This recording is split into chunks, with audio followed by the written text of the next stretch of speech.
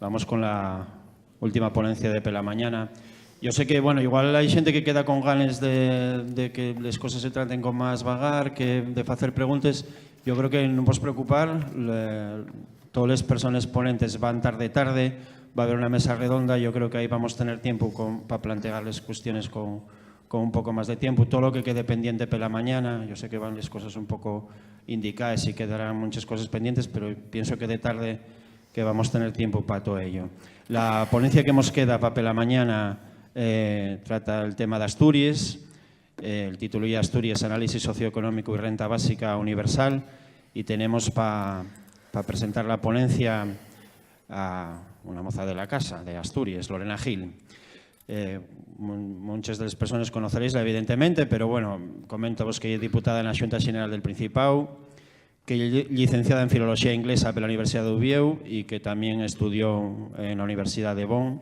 En esa misma ciudad de Bonn, en Alemania, también hizo prácticas en el Parlamento Federal Alemán, en el Bundestag. Pero otro lado también licenciada en Ciencias Políticas por la UNED y máster de Internacionalización Empresarial en el Instituto Español de Comercio Exterior. Una cosa que me da a mí mucha envidia y es que fala 5 idiomas. Trabajó también en la Oficina Económica y Comercial de España en Düsseldorf y en los servicios centrales del instituto que vos comenté antes en Madrid. Tiene experiencia en el sector industrial y también trabajó como profesional de recursos humanos. Y una de las cosas que me comenten es que el trabajo en la Xunta General siempre los temas económicos corresponden a ella. Pero lo que vamos a intentar es centrar el tema en Asturias.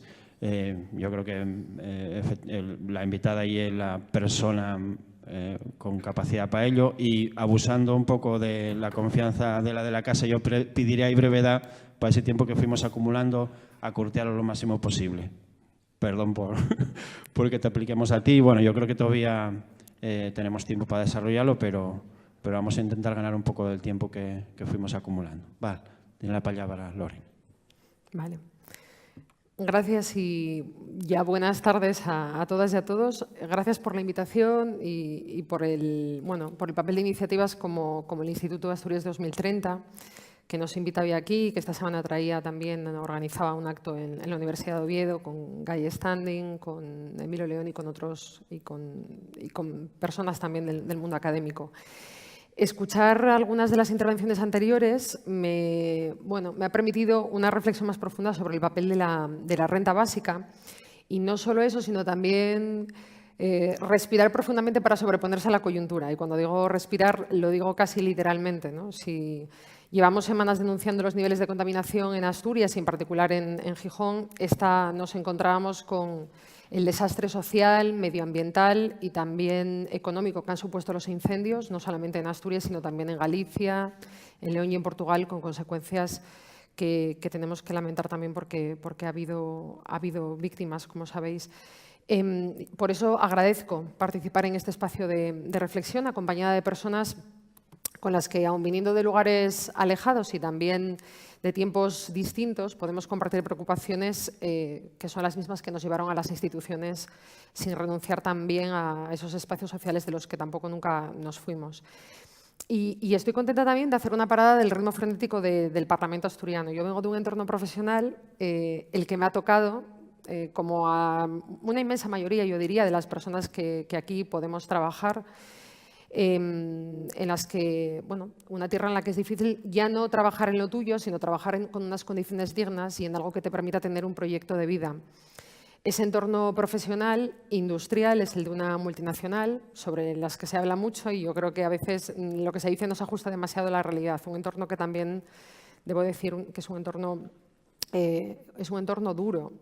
La empresa de la que yo vengo hace uso de un relato que tiene que ver con su origen, y el fundador de esa empresa emigró de Francia a Estados Unidos tras la Revolución Francesa, y allí a principios del siglo XIX creó una empresa de explosivos. Tras 2 accidentes graves en los que hubo muchísimas víctimas mortales, decide invertir en seguridad y decide, para dar ejemplo, trasladarse al emplazamiento donde se encontraba el centro de producción con su familia a vivir. Esto tiene seguramente que ver mucho más con lo que se conoce como identidad de marca o relato corporativo, pero lo que nos recuerda o me recuerda esta historia es que cuando entramos en el Parlamento nos preocupaba que los representantes y las representantes no vivían las condiciones que sus políticas imponían al resto de la ciudadanía. Y por eso nuestro salario está vinculado al salario mínimo interprofesional y donamos el excedente a iniciativas sociales que demuestran que hay soluciones en Asturias y que lo que sobran son trabas para que el carácter social de la producción de la riqueza sea reconocida y pueda desplegarse para satisfacer las demandas reales de la ciudadanía. Me gustaría lograr con esta intervención aclarar cuál es el potencial real de Asturias y las posibilidades de consolidar experiencias alternativas, algo para lo que creo que la renta básica constituye una aportación fundamental. Y para ello voy a empezar apuntando algunas de las claves socioeconómicas que necesitan ser leídas con las lentes de quienes no nos conformamos con el deprimente relato del declive industrial, el desmantelamiento del campo, el incremento del desempleo, de la desigualdad, la brecha salarial. Creemos que en Asturias hay riqueza. El problema no es la falta de recursos y de eso hemos podido dar cuenta a lo largo de estos poco más de 2 años en las instituciones. La existencia de redes clientelares, de irregularidades normalizadas en el comportamiento de un gobierno y una administración cuyo funcionamiento ha distado de ser ejemplar es lo que ha impedido e impide desarrollar todo el potencial de Asturias. Y terminaré apuntando por qué creemos que una renta básica universal sería beneficiosa para Asturias como fórmula para generar riqueza para todas y todos, además de ser útil para redistribuirla de una forma más igualitaria y eficiente. Empezaré por hablar de los efectos del ajuste que vino para quedarse y de cuál es ese punto de partida. Para saber si Asturias vive una crisis de gobierno, no hay que mirar al gobierno, sino a la situación de la población, que cada vez se encuentra más alejada de la que viven quienes confunden su continuidad en el cargo con la estabilidad de la política. Hay una ruptura del vínculo entre empleo y bienestar material. Aumenta el desempleo y empeora su calidad. Los datos de empleo desmienten que las políticas aplicadas sean realmente para crear empleo. Según Eurostat, el 48% de las personas de entre 15 y 24 años estaban en el paro en Asturias en diciembre del año pasado. Los precarios totales, es decir, aquellos que padecen un contrato de duración determinada y tampoco cobran un sueldo completo porque tienen la jornada reducida, aumentaron un 20% desde hace 5 años. Casi un 60% de los becarios no cobra nada. 7 de cada 10 reconocen tener una carga laboral igual a la de las y los trabajadores con contrato en su mismo puesto. La cifra de hogares con todos los miembros en el paro afecta a un 17% del total. Y esto provoca una pérdida de capacidad adquisitiva. Esta situación ha provocado que los salarios hayan reducido en un 6,7%, mientras que el IPC aumentó un 9,5%, con lo que la pérdida de poder adquisitivo supuso un 16,2% en Asturias durante el periodo de recesión.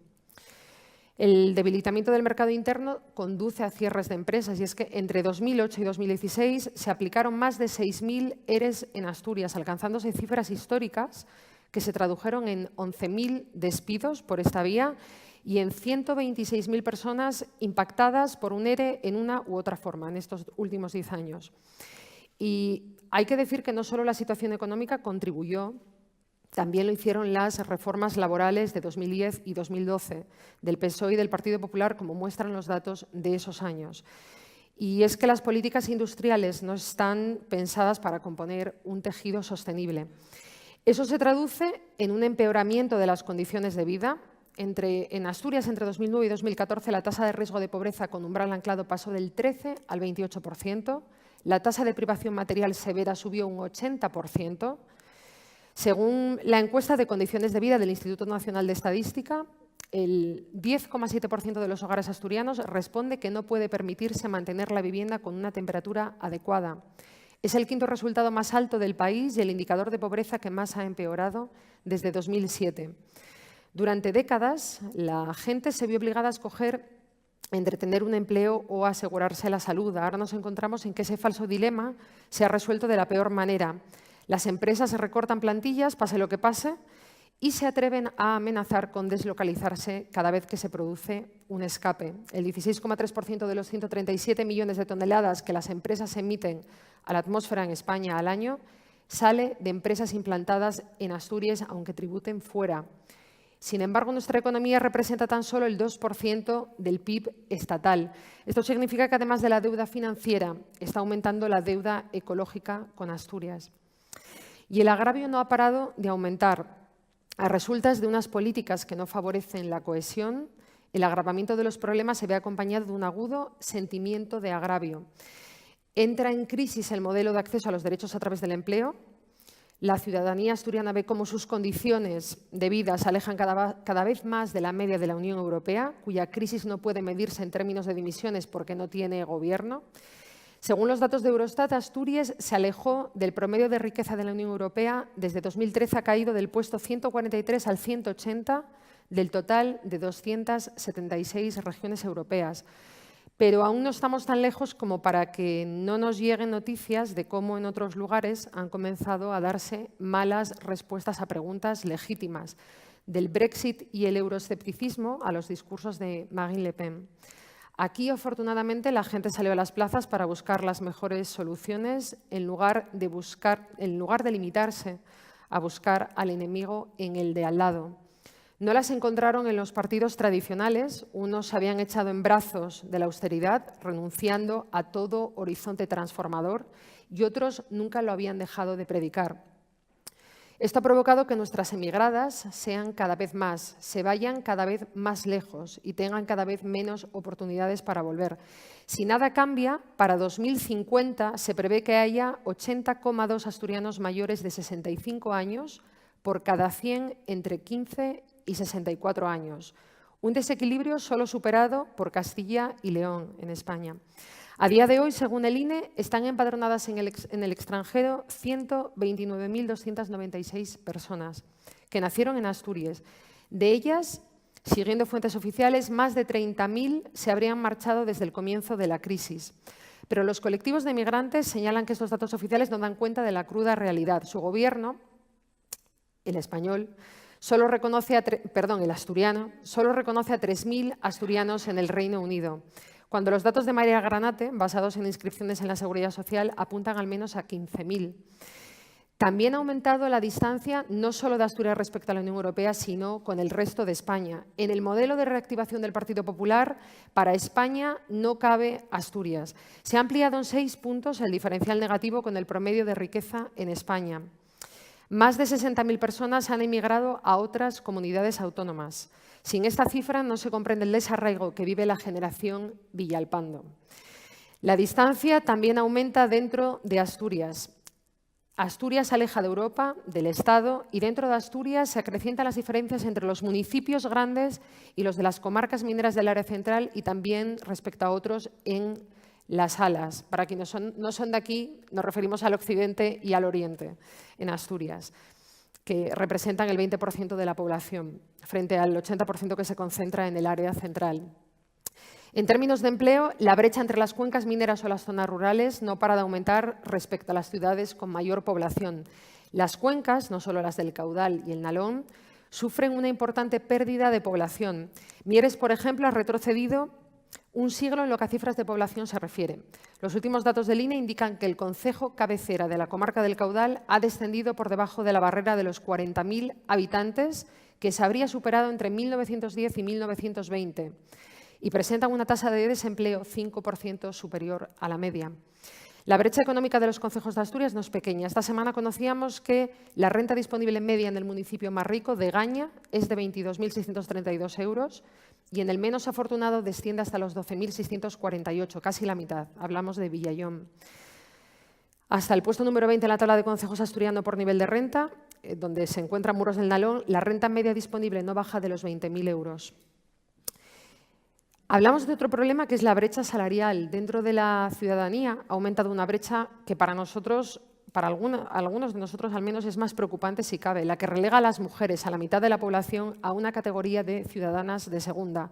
Y esto no solo es un problema de equidad, es el ejemplo de que tenemos un modelo social dispuesto a renunciar a la riqueza que puede aportar, insisto, la mitad de su población. La brecha salarial en Asturias, según datos publicados por la Secretaría de la Mujer de Comisiones Obreras, es la más acentuada del país, con una diferencia del 37% entre lo que cobran en su conjunto los trabajadores respecto de las trabajadoras. Nuestro mercado laboral continúa penalizando a las mujeres y situándonos como una fuerza de trabajo de segunda y de salario complementario. Hay diferentes razones: la tardía incorporación masiva de las trabajadoras al mercado de trabajo, que sufrimos mayores interrupciones como consecuencia de la necesidad de conciliar, pero también bajos salarios asignados a los sectores más feminizados y precariedad y jornadas parciales. Lo decía antes, las medidas adoptadas por el Partido Popular y el Partido Socialista desde el comienzo de la crisis han empeorado las condiciones laborales, la conciliación y, por tanto, también ha empeorado la salud física y mental. Se trabaja más horas, con menos salario, con más riesgo y facilidad de despido, lo que aumenta la incertidumbre y la inseguridad en el trabajo, y con contratos temporales, un 90%. Y esto se ceba especialmente con las mujeres. Y las actuaciones en materia de igualdad por parte de la Inspección de Trabajo y Seguridad Social supusieron tan solo el 1,1% de las llevadas a cabo por la inspección, según el último dato del que disponemos. Y la mayoría tuvieron que ver con el incumplimiento o la ausencia de planes de igualdad en sociedades obligadas a tenerlos. Y esto no es solo una cuestión de desigualdad. ¿Cómo una sociedad se puede permitir tener a la mitad de la sociedad en estas condiciones? Con todo, el mayor alejamiento es el que viven los representantes respecto de los efectos de las políticas que aplican. El problema es que llevan 30 años gobernando las mismas personas con las mismas políticas. Por eso han normalizado la crisis. Han pasado de la crisis industrial a la industria de la crisis. Por eso tampoco piensan que sea necesaria una reorientación de la política en materia industrial. Las políticas de la década perdida ni han mejorado los índices macroeconómicos ni han mejorado la situación de la gente. Asturias es menos competitiva hoy que hace un año. La economía no solo crece a un ritmo más lento que la media española, también deja a más gente en la estacada. Y en un contexto tan complicado, en el que las políticas de austeridad han restringido el margen de las autonomías y ayuntamientos, es cuando más necesario es cuidar los recursos propios de un proyecto definido. Y lo de que el Gobierno carece de proyecto, y de lo que el Gobierno carece de proyecto, porque ellos alegan siempre que las cifras del paro están vinculadas a la evolución general, que las políticas en el medio rural están subordinadas a Europa, que hay dumping en el sector secundario, que hay oscilaciones del sector terciario, dependen del clima porque no apuestan en realidad por una verdadera desestacionalización del turismo. Sus políticas apuntan en la dirección contraria a la creación de empleo, viven de espaldas a la realidad y carecen de análisis rigurosos. Tampoco quieren escuchar alternativas, porque además siempre se han rodeado de los mismos. Alimentan un sistema productivo ineficaz, compensan el aislamiento con el refuerzo de redes clientelares. De ahí, por ejemplo, su rechazo a la compra y contratación pública responsable que hace la Administración pública y que supone entre el 16 y el 20%. Ese volumen de gasto supone entre el 16 y el 20% del PIB. Conocemos que 24 destinatarios concentran en Asturias más del 50% de las ayudas empresariales a investigación, desarrollo e innovación. El Gobierno renuncia progresivamente a instrumentos para reorientar la economía. Y cuando se va la voluntad política, solo queda la propaganda. Nos hablan, por ejemplo, constantemente de la industria 4.0, de una nueva revolución industrial, cuando resulta que las condiciones laborales van camino de ser las de la primera revolución industrial. Hablan de un plan de retorno de talento, lo lanzan sin creérselo demasiado, empujados por cierta presión, porque se habla de ello, y se salda con 0 solicitudes. Ni siquiera conocen cuáles son las necesidades de la gente que quiere volver a Asturias. Esto conduce a la repetición de los mismos errores, comenzando de nuevo un círculo vicioso de información poco fiable, malos análisis y soluciones irreales. Nosotros decimos siempre que en Asturias tenemos riqueza, pero que no está al servicio de la gente que la crea ni de la protección del medio ambiente que la posibilita. Cuando hablamos de fiscalidad, hablamos de evasión fiscal y de elusión y privilegios de las grandes empresas. Pero no solo existen esos problemas, existe también un grave problema de despilfarro de recursos debido a un modelo productivo cargado de inercias. En la campaña de 2015, algunos actores atemorizaban a la ciudadanía con que dejaría de salir casi el agua de los grifos si llegábamos a gobernar. No fue así. Ciudades como Ubieu y Angreu funcionan mejor de lo que lo hacían. Sin embargo, aquellos que atemorizaban a la ciudadanía siguen teniendo los túneles del Metrotren inundados en Gijón, la variante de Pajares sin inaugurar, el Instituto de la Corredoria sin finalizar o las conexiones de Internet que no llegan para salvar la brecha digital en el mundo rural. Todo esto tiene un coste económico, 90.000 millones de euros al año, es el coste de los delitos relacionados con la corrupción en España. Más de la mitad, 47.500 millones de euros, el 4,5% del PIB, corresponde a sobrecostes administrativos por las deficiencias en el control de las contrataciones públicas. Esto suponen 500 euros anuales por persona. Los sobrecostes de las 8 principales infraestructuras superan en Asturias los 4.500 millones de euros. La falta de competencia y corrupción genera un sobrecoste de la contratación pública en España, perdón, lo decía hace un segundo, al 4,5% de ese PIB. Y mientras lo estamos pagando más de 2.000 euros al año por culpa de lo que no pagan otros gracias a esa evasión y elusión fiscal. También hay un coste social, un desincentivo y pérdida de capacidad productiva. Esto también supone el descrédito de las instituciones, yo diría que también vergüenza y un sentimiento de impunidad generada en Asturias por los protagonistas de la trama del agua, el caso Marea, la operación Huya, los fondos de formación. Casi 600 de los 8.000 ayuntamientos españoles tienen escándalos de este tipo. Pokémon y la privatización del agua en Avilés, Villa Magdalena, que ha supuesto 32 millones. Coste simbólico, hay un coste simbólico obviamente para la marca Asturias. Somos un paraíso no natural, sino de la impunidad. Hay una pérdida de inversiones y también creemos que puede haber vientos de cola, pero con esta misma gente, estos pilotos que nos llevaron al desastre del rescate, vamos a volver a estrellarnos si no ponemos remedio. Y esto además ha aumentado la espiral de deuda. Los asturianos tendrían que dedicar 374 días de trabajo para amortizar la cuota regional del endeudamiento del Estado y los débitos del Principado, que marcan otro récord. El pasivo de la Administración del Principado, 4.370 millones, cifra récord, equivale al 19,7% del PIB, 3 décimas por debajo del nivel de hace un año. Y siguiendo la traza del dinero, en poco más de 2 años hemos visto algunas cosas. Hemos visto, por ejemplo, que cuando hablaban de nuevas tecnologías, en realidad estaban hablando de otra cosa. Ahora nadie duda de que los que nos harían pasar del carbón al ratón han protagonizado el cierre de la minería y los sobrecostes del caso GIRPA. GIRPA, esa empresa pública dependiente de la Dirección General de Telecomunicaciones en el Principado, que se suponía que venía a salvar la brecha digital en el mundo rural, también como apoyo a la industria, y que a lo que se dedicó fue pues, a otras cuestiones. Por ejemplo, ahora mismo esta empresa pública y su gestión están siendo objeto de una comisión de investigación en la Junta General, en el Parlamento asturiano. Esa investigación está judicializada en el Juzgado número 4 de Oviedo.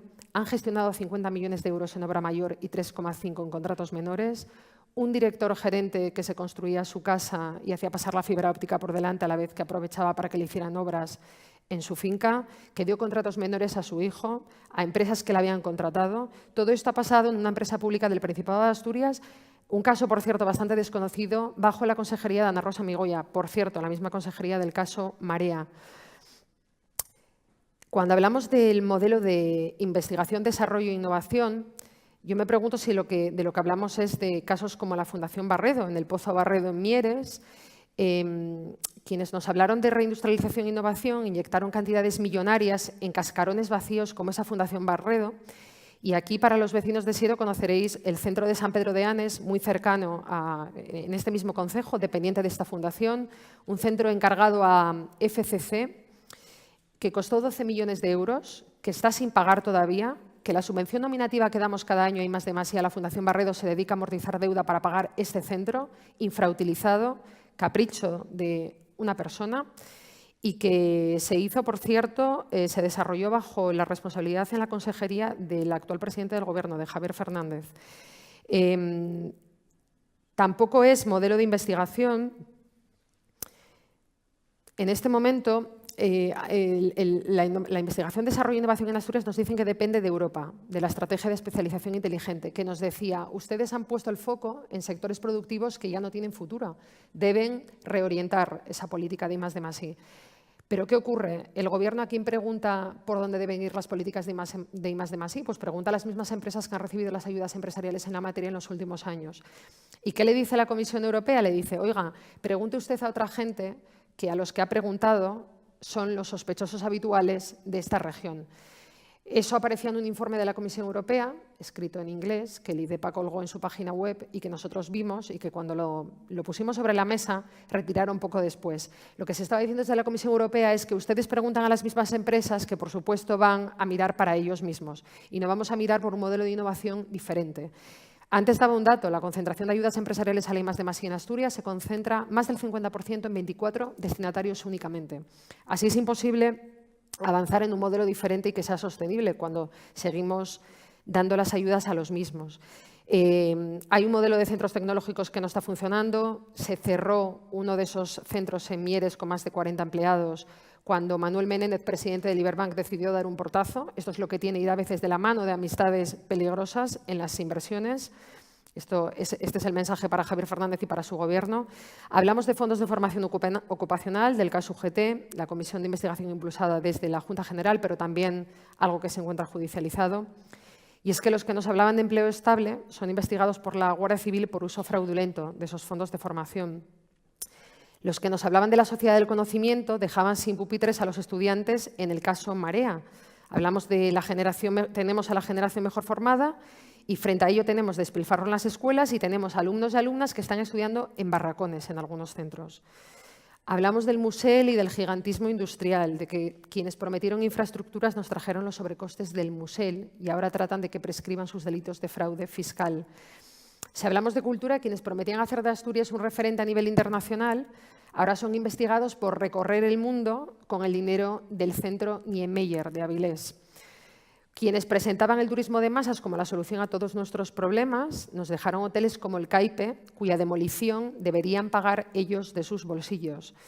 Y luego, por ejemplo, si hablamos de políticas de igualdad, a mí me parece que hay un caso del que se ha hablado poco, que se conoce poco, pero que yo creo que del que vamos a seguir hablando, y es el de una empresa, en este caso muy concreto, y es para dar un ejemplo, como es Modultec en Gijón, una empresa del sector del metal, que al menos que nosotros hayamos visto ha recibido más de 7 millones de euros de ayudas del Instituto de Desarrollo Económico, del IDEPA, en unos terrenos regalados prácticamente por el Ayuntamiento de Gijón y que luego revendieron dentro del grupo empresarial, que han recibido incentivos para la contratación de mujeres en un sector muy masculinizado como es el del metal, pero que luego cuando hay un ERE, los sindicatos mayoritarios en el comité de empresa son los primeros que se ponen de acuerdo en despedir las primeras a las mujeres. Mujeres que tuvieron que hacer un esfuerzo muy importante en un momento dado para poder, como nos contaban ellas mismas, para demostrar que podían hacer un trabajo como, en este caso, los hombres en un sector donde tenían que demostrarlo todo. Esa empresa, cuando estas mujeres ya habían sido despedidas hace 2 años y están recibiendo autos del Supremo que dicen que la empresa se equivocó y que tiene que readmitirlas, que esos despidos son nulos, se veía teniendo en su página web su compromiso con la contratación de mujeres. A estas empresas a las que se apoya desde la Administración, desde el Gobierno, y que, por cierto, me queda otro fleco de los muchos más que pueda haber. Sabemos al menos que ha cometido fraude con facturas dobles para recibir subvenciones de la Administración del Principado y que habían aparcado. No les había parecido que era una cantidad importante hasta que nosotros lo pusimos sobre la mesa. Estas empresas que reciben ayudas no son las empresas. Cuando el Gobierno da ayudas, de alguna manera debería pedir algún tipo de compromiso por parte de ese tejido empresarial que está apoyando sin pedir absolutamente nada a cambio. Y que cuando surgen los problemas, además, estas mujeres no encuentran el apoyo que buscan, en este caso concreto. Salimos entonces de ese círculo vicioso en el que hay unas colas que atrapan, el empleo y salario han dejado de ser vía de acceso a los derechos. En realidad, para las mujeres nunca lo fueron. Las personas pueden tener más de un empleo y, sin embargo, no pueden llegar a satisfacer sus necesidades. Y muchas prestaciones o derechos están condicionados al empleo. Y en este círculo, la búsqueda de empleo pasa a ser una quimera y, además, una trampa. Las políticas de empleo pasan a ser dispositivos de culpabilización individual. Y las personas quedan atrapadas en las colas del paro. Asturias es la comunidad autónoma con mayor tasa de parados de larga duración. Lo conocíamos esta semana. El 49% de las personas paradas llevan más de 2 años sin acceder a un empleo. Estamos solo por encima de Extremadura.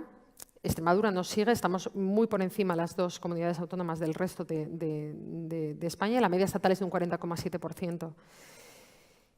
Y ahí a mí me gusta hablar de los problemas que hay en el servicio público de empleo y en la búsqueda de empleo y en esas políticas de empleo, en un modelo que nosotros consideramos que no está funcionando, donde la formación para el empleo supone muchos problemas donde hemos visto, bueno, aparte de una privatización creciente, de una externalización creciente, un problema de concentración en esa formación, no en el área central, sino en las grandes ciudades, donde las salas quedan pues, al albur de fondos europeos que se puedan repartir, no se sabe muy bien bajo qué criterio. Una población sensible es la que hay en esas salas, donde hay muchísimas mujeres especialmente, que no pueden optar apenas a formación. Hay problemas también en la gestión de los cursos, retrasos en los pagos de transporte, personas que no pueden acudir a cursos simplemente porque no tienen con qué pagarse el billete de autobús y que después de 2 jornadas se tienen que volver a casa. Pedimos también, y ahí vemos que hay un problema, en la no profesionalización de orientadores, personas que con una formación de unas horas orientan a los demandantes de empleo en Asturias qué es lo que tienen que hacer para buscar un empleo, que es más que decirle, consulte usted en la página web de Trabajastur, que en algún caso nos han contado que se resumió en eso. Entonces pasamos de los derechos sociales a las políticas asistenciales. Cuando más necesarias han sido las políticas de empleo, se han producido más recortes. Por lo tanto, fracasa un modelo que basaba la protección social al vínculo con el mercado laboral y con el empleo. Y las políticas sociales se utilizan para mantener una imagen del PSOE que no se corresponde con las políticas económicas que aplica. Los derechos sociales del estado del bienestar decimos que pasan a ser medidas asistenciales y de disciplinamiento en el estado del malestar. La espiral de la pobreza es la mejor explicación de que no hay voluntad para resolver la situación, las limitaciones del salario social. En Asturias nos encontramos en materia de atención a la dependencia con cifras también desalentadoras. Hay una muy dura aplicación del baremo y luego hay un limbo en la dependencia que ocupan un 13%, 3.703 personas que están a la espera de una ayuda a la que ya saben que tienen derecho porque ya han sido informados de ese grado de dependencia, pero siguen esperando. Y pasamos decíamos antes, de ese círculo vicioso, pasamos al círculo virtuoso por el cual deberíamos tratar de recuperar lo nuestro, hacer un uso eficiente de lo común, tratar de impulsar un nuevo modelo productivo, sostenible, real, que satisfaga además las necesidades de toda la ciudadanía.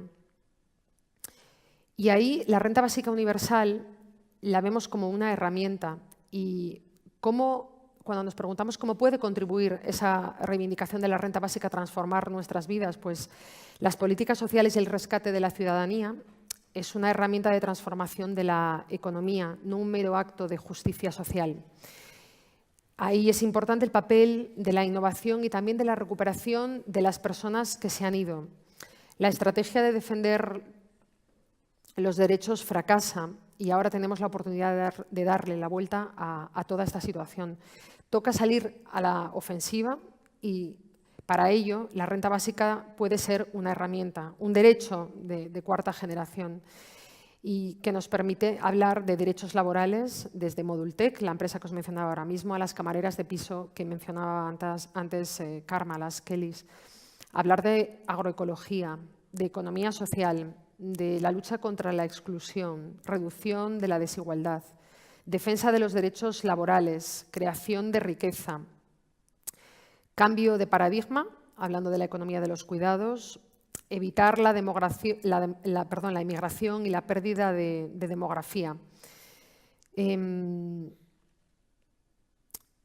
Creemos que la renta básica no es solo una herramienta para la disputa de la hegemonía, es también una herramienta en disputa. Dependiendo de cómo se defienda y de cómo se implemente, abrirá unas puertas y quizás cierre otras. Por eso es fundamental analizar el momento político en el que se inscribe. En ese sentido, el régimen del 78 sufre una crisis con 2 dimensiones, la social y la territorial. El debate en torno a la renta básica nos permite volver a situar en un primer plano aquellos problemas que fracturan la cohesión social, pero también puede contribuir a reducir la tensión que supone la dimensión territorial de esa crisis del régimen del 78, en tiempos en los que las vidas de las fronteras parecen más relevantes que las de las personas. La renta básica permite firmar un nuevo contrato social y ofrecer un nuevo horizonte que no deje a nadie atrás. Las dificultades técnicas para su implantación no son excusa para no avanzar propuestas. tampoco lo pueden ser algunas cuestiones políticas. No es necesario tener todos los resortes políticos para poder utilizar esta propuesta como punta de lanza para ganar posiciones en la lucha por el camino. Las experiencias piloto existentes en diversos países, y de eso hablaba Guy Standing, y lo hace también en su último libro, que decía que este era el año de los proyectos piloto.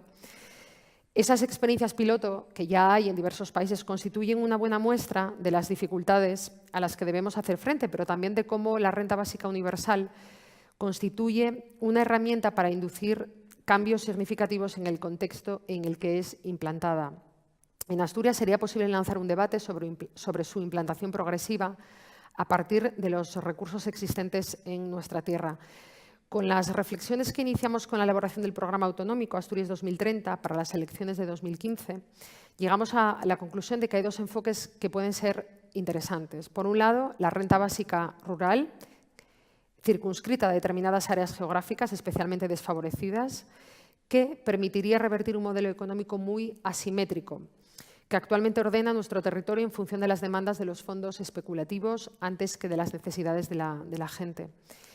Los incendios a los que hacía referencia al comienzo de la intervención dejarán una profunda huella en el suroccidente asturiano y nos preguntamos si no merecería la pena valorar el establecimiento de una RBU en una de las regiones más castigadas por la crisis del modelo energético y territorial.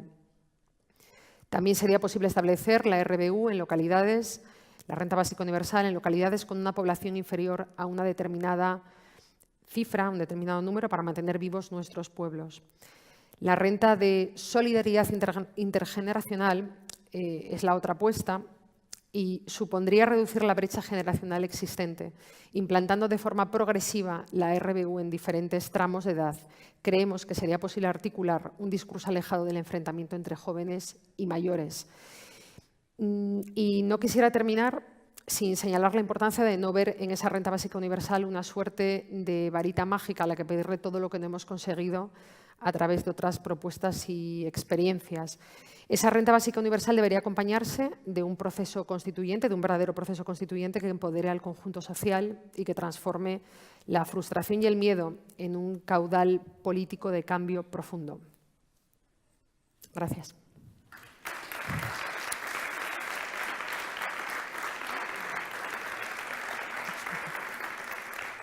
Bueno, muchas gracias a Lorena. La verdad que pinta un panorama de Asturias un poco preocupante.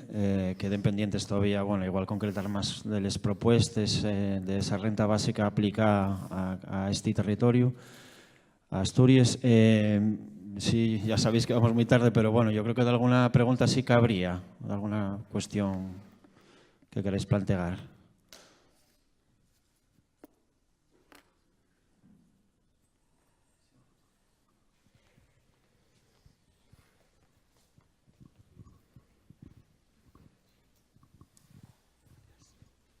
Buenas, muchas gracias por, bueno, al fin y al cabo el panorama desolador, ¿no?, que tenéis delante. Si me gustaría preguntar cómo lo veis en vuestro grupo internamente. Claro, yo vengo de Podemos Euskadi, sé cómo lo vivimos nosotros, sé que bueno, pues la gente realmente cree en una renta básica incondicional e intentaremos llevarlo adelante tan pronto como sea posible. Y me gustaría saber cómo está el panorama ahora en Asturias dentro, ya sea de la organización, dentro del grupo, el grupo parlamentario, no sé cómo le llamáis aquí, sí, dentro de esos ámbitos. Comentábamos antes que habíamos iniciado una reflexión en torno a la renta básica cuando elaboramos el programa que nosotros llamamos Asturias 2030 porque nos planteábamos cómo queremos que sea la Asturias del 2030, ¿no?, ante este panorama que efectivamente es desolador y lo viene siendo desde hace bastante tiempo, pero donde, aunque parezca que no, hay lugar para la esperanza, pero obviamente tiene que haber un cambio profundo. Sí que es cierto, lo comentamos en aquel momento y lo hemos hablado en numerosas ocasiones precisamente porque hay determinadas zonas de Asturias donde vemos que necesitan una respuesta, necesitan de medidas específicas, porque estamos viendo en este momento, cuando hablamos del suroccidente asturiano, me refería a ello con los incendios, el suroccidente asturiano es una zona en la que ahora mismo, no sabría decir cuál es la densidad de población, pero bueno, yo creo que te puedes encontrar un pueblo cada, no sé, Hay pueblos muy, muy distanciados entre sí, con 4 o 5 personas, donde la gente, hay una mayor parte de personas que en este momento son pensionistas. Es una zona en la que lo que preocupa es el despoblamiento y las medidas que se están aplicando en ese sentido, un plan específico para el suroccidente, es como un refrito de medidas que no han funcionado en los últimos años y se necesitan medidas específicas. Cuando hemos reflexionado sobre esto, sin duda es el lugar en el que hemos pensado en primer lugar, o pensábamos también en concejos más a nivel de toda Asturias, concejos pequeños que necesitarán de medidas específicas, concejos como mínimo de menos de 1000 habitantes, que necesitarán de medidas específicas para ver exactamente cuáles son las propuestas que podemos llevar a cabo para resolver el problema demográfico, que es muy grave porque en este momento lo que ha sucedido en Asturias es que hay una concentración brutal de la población desde los extremos, desde el oriente y el occidente, al área central donde se concentra el 80% de la población. Y eso supone problemas a muchísimos niveles.